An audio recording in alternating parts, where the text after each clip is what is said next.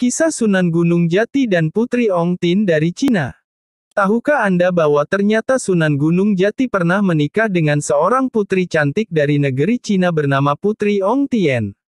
Pada tahun 1479, Sunan Gunung Jati pergi ke Cina, tepatnya di daerah Nanking, dengan bergelar Maulana Insanul Kamil. Di Cina, beliau membuka pusat pengobatan sambil berdakwah agama Islam. Setiap orang yang sakit dan berobat pada beliau pasti disuruh melaksanakan salat, dan setelah salat mereka sembuh. Beliau pun dianggap sebagai tabib sakti yang berkepandaian tinggi. Karena kemampuannya beliau dipanggil ke istana oleh Kaisar Cina, Kaisar Honggi dari dinasti Ming. Di istana beliau diuji oleh sang kaisar untuk menebak salah satu putri raja yang sedang mengandung. Sunan Gunung Jati tahu kalau dirinya sedang diuji, maka beliau berdoa agar putri yang masih perawan benar-benar hamil. Dan dengan kehendak Allah yang Maha Kuasa, Putri Ong Tien pun hamil dan membuat gempar seluruh istana. Akhirnya sang kaisar pun murka dan memberikan perintah agar Sunan Gunung Jati diusir dari daratan Cina dan tidak diperbolehkan untuk kembali lagi. Namun Putri Ong Tien yang terlanjur jatuh cinta kepada Sunan Gunung Jati pun meminta untuk diantar ke Pulau Jawa menyusul orang yang dicintainya. Putri Ong Tien dibekali oleh sang kaisar dengan berbagai barang berharga dan dikawal oleh 3 pejabat, yakni Pai Libang, seorang menteri negara yang kemudian menjadi Adipati Sriwijaya. Pai Libang merupakan asal-usul adanya nama kota Palembang. Pai Libang yang menetap di Sriwijaya membuat Putri Ong Tien melanjutkan pelayaran bersama 2 pembesar lainnya, yakni Lai Guan Chang dan Lai Guan Hien. Akhirnya Putri Ong Tien menikah dengan Sunan Gunung Jati pada tahun 1481. Namun putri tersebut akhirnya meninggal pada tahun 1485.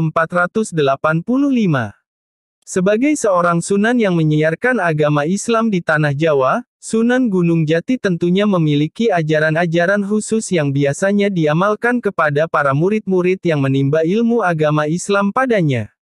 Ada beberapa ajaran utama yang menjadi dasar ilmu agama dan ilmu kehidupan dari Sunan Gunung Jati yang masih dapat kita amalkan, di antaranya adalah nilai-nilai tentang ketakwaan dan keyakinan.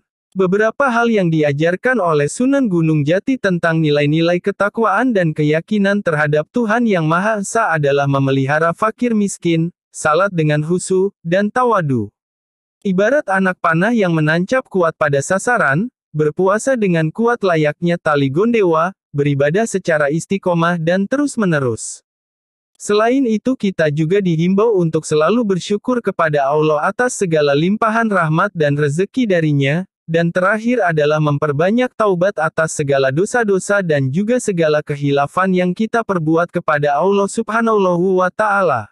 Nilai-nilai kedisiplinan. Nilai-nilai yang diajarkan selanjutnya adalah tentang kedisiplinan, di mana kita tidak boleh mengingkari janji yang telah kita buat, tidak menolong orang yang salah, dan belajarlah dengan apa yang bermanfaat. Jangan menyalahgunakan ilmu, apalagi menggunakannya untuk kepentingan yang tidak dibenarkan dalam agama Islam. Nilai-nilai kearifan dan kebijaksanaan. Sedangkan nilai terkait kebijaksanaan seperti menjauhi sifat buruk dan menumbuhkan sikap yang baik, jangan bersikap serakah dan jangan suka bertengkar, jangan mencela dan berbohong kepada sesama, berusaha mengabulkan keinginan seseorang, menyegerakan makan dan minum sebelum lapar ataupun haus, bersikap dermawan dan sebagainya. Nilai-nilai kesopanan dan tata krama. Seperti halnya nilai-nilai tata krama secara umum, Sunan Gunung Jati juga menanamkan nilai tersebut seperti hormat dan menyayangi orang tua dan leluhur, menghormati tamu, menghargai dan memuliakan pusaka serta menghormati tamu kita.